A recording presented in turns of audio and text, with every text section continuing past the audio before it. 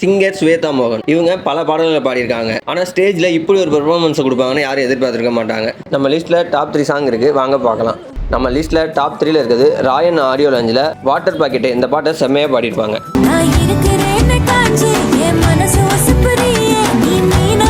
நம்ம லிஸ்ட்டில் டாப் 2ல இருக்கிறது கிழக்கு சீமையிலே படத்துல இருந்து ஆத்தங்கர மரமே.